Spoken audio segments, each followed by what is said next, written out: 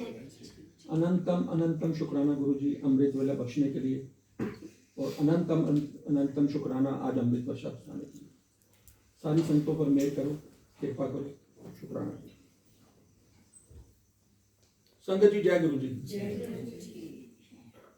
पहले तो अंकल तो आज बहुत ही एक्साइटेड है, मैं होता होना भी चाहिए, मैं भी होता तो शायद इनसे डबल होता।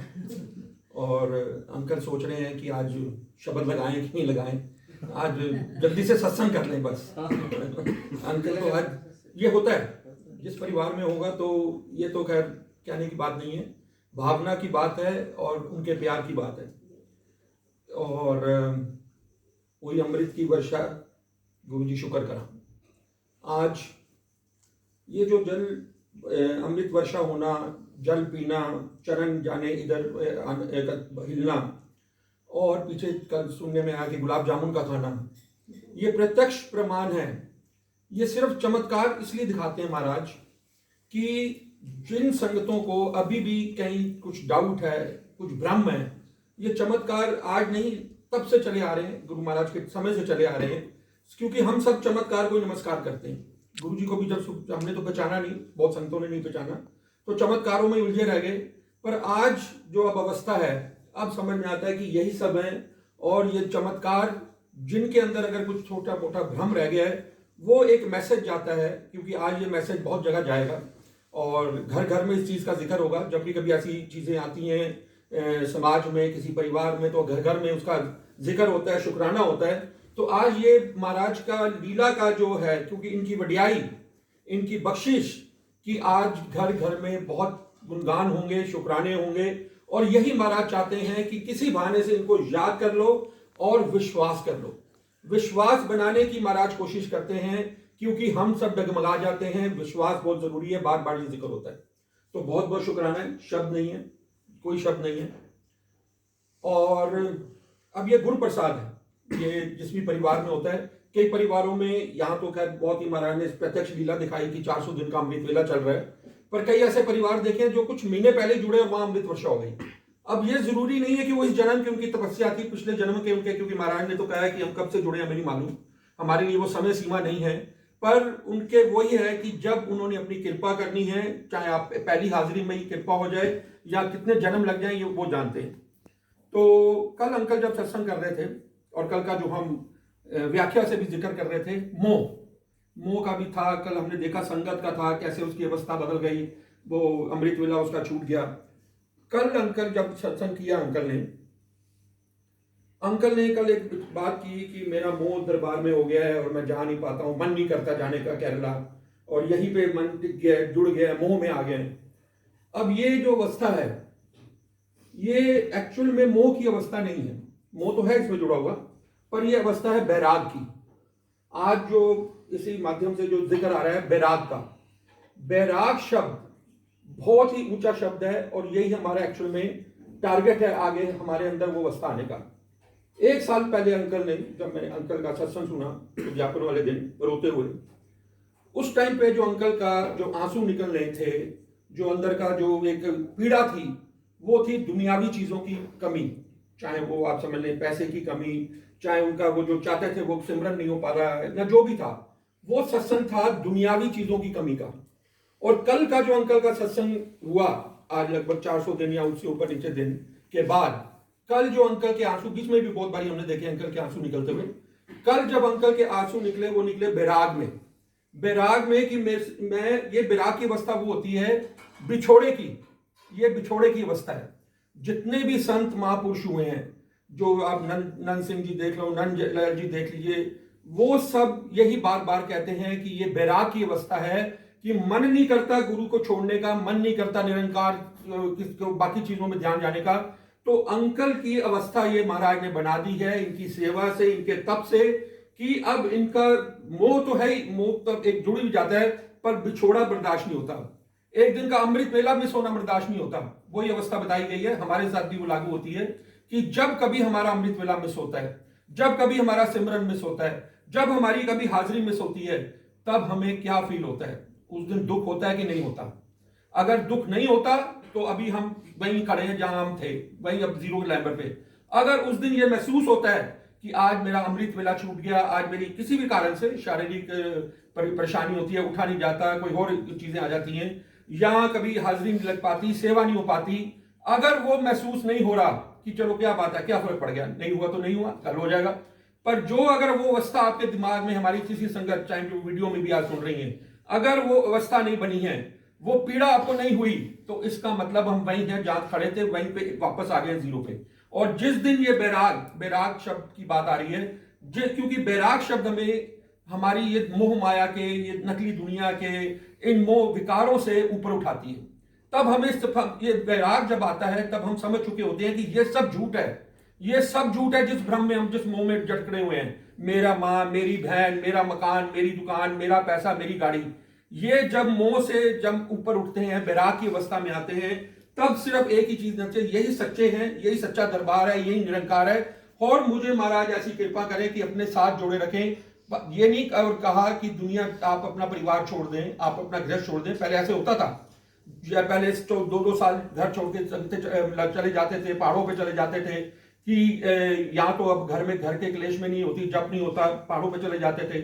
गुरु नानक जी ने आकर इस युग में, और उसके बाद गुरु जी ने हमें यह समझाने की कोशिश की, जंगलों में जाने की जरूरत नहीं है, आप अपने गृहस्थ में भी वैराग्य पा सकते हैं।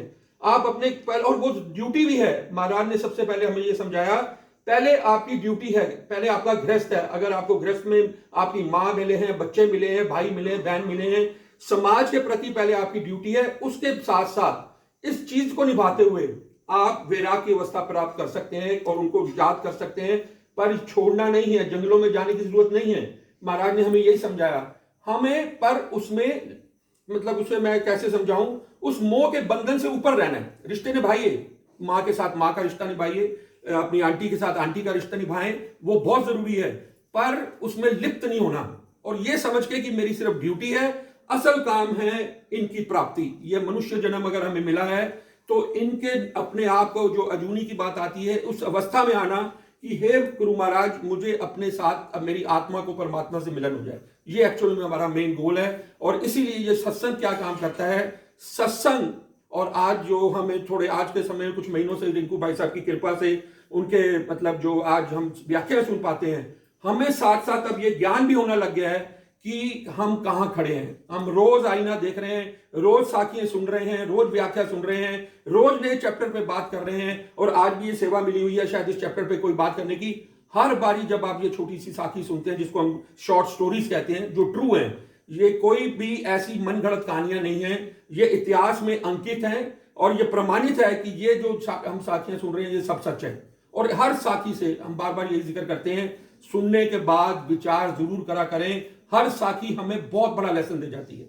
और जीवन तो जैसे पहले भी जिक्र होता है, बर्तन ये तैयार करते हैं, महाराज ने, उनका गुर प्रसाद है, पर जब जैसे, क्योंकि अज्ञानता बहुत बड़ा अंधकार है और ज्ञान बड़ी रोशनी है, और ज्ञान ही हमें रास्ता दिखाएगी और हमारे को मंजिल तक पहुंचाएगी। आज इस बैराग के ऊपर ही साखी आई है, बहुत ही सुंदर साखी। रोज इस जिक्र होता है कि सारी साखियां बहुत सुंदर होती हैं। राजा भर्तरी बहुत नेक राजा हुए हैं, उस समय के जमाने की घटना है। उस शहर में एक बड़े महापुरुष थे, उन्होंने बहुत तप किया, बहुत पूजा की, बहुत सिमरन किया, जुड़ गए प्रभु के नाम से, और उसका उनको एक फल मिला। उनको जब उनकी तपस्या को सुनाई हो गई, तो ऊपर निरंकार ने उनको एक फल दिया कि ये तेरी तपस्या का फल है, ये फल ऐसा फल है, इसको जो भी खाएगा उसको बहुत लंबी अपनी जीवन की आयु मिलेगी, निरोगता मिलेगी, कभी रोग नहीं होगा, और जवानी, तंदुरुस्ती, सब कुछ बरकरार रहेगा। इस फल का खाने का ये है। देखिए, हर चीज का ना एक लेसन है, ये उनके बहाने हैं, और ये सच्चाई, ये घटना झूठी नहीं है। ये फल का आना और ये ऐसे होना, ये सब झूठ नहीं है, ये सच है।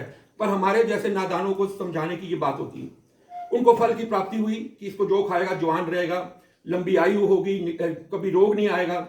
जब उसको फल मिला तो वो फल खाने लगे, तो उसकी जो आंटी थी, जो उनकी बीवी थी, उन्होंने कहा कि अरे, ये तो अगर इन्होंने फल खा लिया तो ये तो जवान रहेगी और मैं बूढ़ी हो जाऊंगी। अब देखिए कैसे मोह शुरू होता है। अब उसके मन में ये आया कि ये तो जवान रह जाएंगे, मैं बूढ़ी हो जाऊंगी। तो उन्होंने क्या किया, पर साथ साथ ज्ञान भी था, क्योंकि अच्छा परिवार था, संस्कारी परिवार था।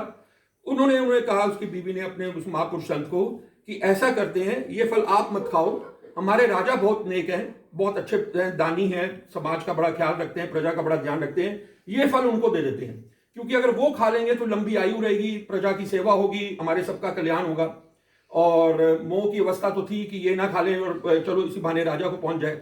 उन महापुरुषों को ये बात जच गई, ये तो बड़ी अच्छी बात है कि राजा को ही फल मिलना चाहिए। वो राजा के पास गए फल लेकर, कि ये उन्होंने अपना सारा बताया कि ये मुझे वरदान मिला है। राजा बड़ा खुश हुआ, राजा ने फल ले लिया, जो दान दक्षिणा उसको नहला दिया, उस महापुरुष को जितना चाहिए दे दिया। अब राजा को जब फल मिल गया, उसकी विशेषता पता लगी कि जवान रहेंगे और बुढ़ापा नहीं आएगा, कोई रोग नहीं होगा।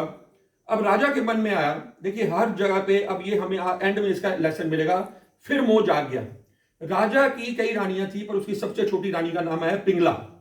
वो उसने कहा, वो अब उस छोटी रानी को बहुत प्यार करता था, बहुत सुंदर थी वो रानी, और उसके मोह में बहुत बहुत ज्यादा फंसा हुआ था। उसने कहा ये मैं फल उसको दे देता हूं, चलो मैं तो ठीक है जो रहूंगा, पर वो इतनी सुंदर है, वो कभी बूढ़ी ना हो, जवान रहे हमेशा, और वो भाना उनका होता है। तो उन्होंने वो फल जो उसकी छोटी रानी थी पिंगला, उसको समझा के दिया कि ये फल की ये खासियत है, और ये अगर तू खा लेगी सारी उम्र जवान रहेगी, खुश रहेगी, निरोग रहेगी। अब उसने फल ले लिया। पिंगला के पास जब फल आया तो उसके मन में कोई और था, राजा की रानी तो थी, पर उसके मन में बताया जा रहा है एक महावत था जो हाथियों की सेवा वगैरह करते हैं उस राज्य में, वो उसके साथ उसकी प्रीत लगी हुई थी, और उसको महावत की ध्यान आ गया। फिर मोह का चक्कर शुरू कि ये फल मैं महावत से इतना प्यार करती हूँ, वो मुझे इतना प्यार करता है, और ये फल मैं महावत को दे देती हूँ, वो अच्छा है, तंदुरुस्त रहेगा, सारी अच्छा है, उसकी सेहत बनी रहेगी, मैं देखकर उसको खुश होंगी। मोह की लीला चल रही है। वो उसने फल महावत को दे दिया समझाकर कि ये फल की ये खासियत है, तू सारी उम्र जवान रहेगा, निरोग रहेगा। वो बड़ा खुश हुआ लेकर। अब महावत का आगे बताया जा रहा है किसी वैश्या के साथ प्यार था। अब वो महावत को ख्याल, फिर मोह का चक्कर शुरू, अरे मेरी तो वो जो सहेली है, जो जिसका बताया गया वैश्या का नाम भी जिक्र है इसमें, तो मैं उसको ये फल दे देता हूँ, वो मेरे साथ इतना टाइम रही है, वो तंदुरुस्त रहे। ये मोह की बात है कि हम सारी दुनिया करती क्या है मोह के चक्कर में। महावत ने वो फल वैश्या को दे दिया कि ये उसकी खासियत बता दी, तू सारी उम्र जवान रहेगी, निरोग रहेगी। वैश्या के हाथ में फल आ गया। अब वैश्या ने कहा मैंने सारे उम्र इतने बुरे कर्म किए हैं, और अगर मैं इतनी लंबी उम्र भोगती रही तो मैं बुरे कर्म ही करती रहूंगी, मेरे तो बुरे कर्म का अंत नहीं होगा, मेरे को तो इतनी लंबी जिंदगी चाहिए नहीं। वो तो अपने कर्मों से परेशान थी। उसने कहा कि उसने सोचा कि मैं ये फल राजा को दे देती हूँ, हमारा राजा बड़ा नेक है और वो प्रजा का ध्यान रखता है, और ये फल उसके से आना चाहिए। वो फल कहाँ राजा से शुरू हुआ, राजा से रानी पे, रानी से महाबाबत थे, फिर वैश्या से, वैश्या से फिर वापस वो जब दरबार में लेके गई राजा के पास, और उसने जब फल दिया, राजा देख के रान, ये फल मैंने तो अपनी रानी को दिया था जिससे मैं इतना प्यार करता हूं, ये फल मेरे पास वापस आ गया घूम के। सारी तहकीकात हुई, उसको पता लगा कैसे कैसे फल ट्रांसफर हुआ, कहां से कहां, और यह वैश्या से मेरे पास आ गया। तब बताया जाता है राजा भर्तरी को जब ये एहसास हुआ कि जिसको मैं सबसे ज्यादा प्यार करता था, जो मेरी सबसे प्रिय रानी थी, उसके साथ धोखा किया। धोखे तो सबके चलते रहे, पर महाराज को उस टाइम पे उस भर्तरी राजा को ठोकर लग गई, और वो ठोकर लगने से उसकी जो अंदर की कायाकल्प बदल गई और वो योगी बन गए। और उनका इतिहास में बहुत बारी नाम अंकित है कि राजा भर्तरी को फिर उन्होंने समझ गए कि ये संसार सब झूठा है, ये सब मोह माया है, जिनके लिए हम करते हैं मेरा ये मेरा वो सब। आप बड़ी इसके साथ उन्होंने लाइन जोड़ी, हमारे घर में कोई मृत्यु होती है, सबके घरों में होती है, पहले हुई है, आगे किसी के नहीं हुई तो आगे तो होंगी, मृत्यु तो सच है। तब भी हम विराग में आते हैं, तब भी हमें लगता है कि हम शमशान घाट जाते हैं, वहां जाके ये देखते हैं तो बात उस टाइम तो ये सोच में आती है कि ये सब दुनिया बेकार है, हम भी भागा दौड़ी में लगे हैं, और ये उस टाइम विराग की अवस्था शुरू हो गई। हम ये मतलब है कि महसूस होता है कि हमारा इतना प्रिय चला गया, हम रोते हैं, भटकते, सिर पिटते हैं, पर वो बताया जाता है कितने दिन वो अवस्था रहती है।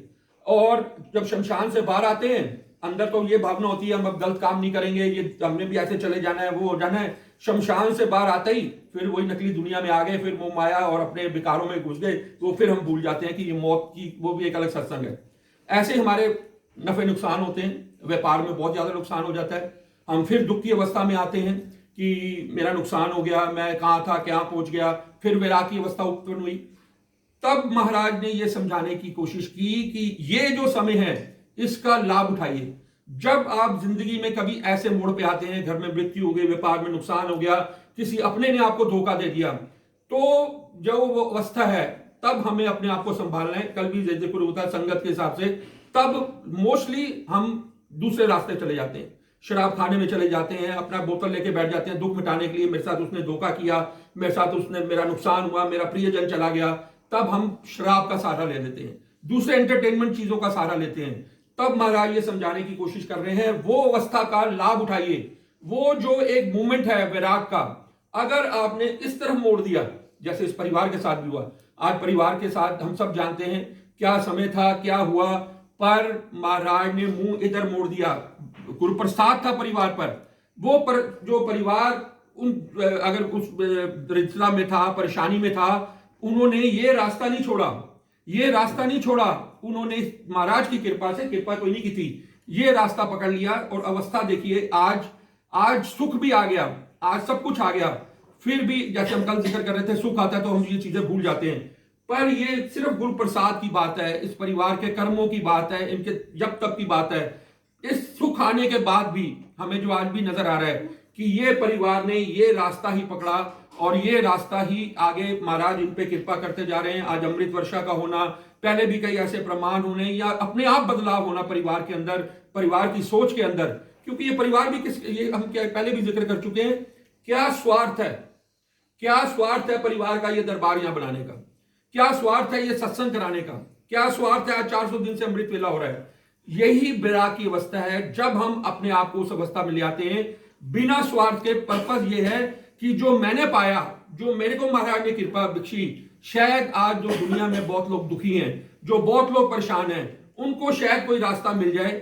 अगर एक को भी रास्ता मिल गया, एक को भी वो इस दरबार से या एक रास्ते से पता लग जाए कि अमृत वेला की क्या वडियाई है, सिमरन सेवा की वडियाई है, तो इनका तो कल्याण हुआ है, उनका जिस संगत का तो होगा ही, परिवार का भी कल्याण होगा।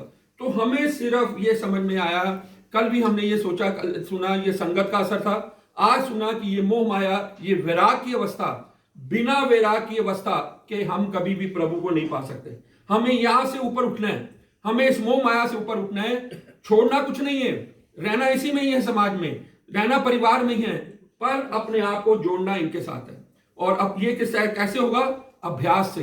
ये जो आज हम करते हैं, रोज सत्संग से, रोज सिमरन से, अमृत वेला करने से, ये हमारे लिए जो एक प्लेटफॉर्म होता है, चाहे हम संगत के माध्यम से सुनते हैं, शब्द बानी में सुनते हैं, ये हमारे अंदर की जो अवस्था बदलता है, तब हमें ज्ञान की रोशनी से हम पहुंच पाते हैं इनकी तरफ। और यही महाराज का शुक्राना है।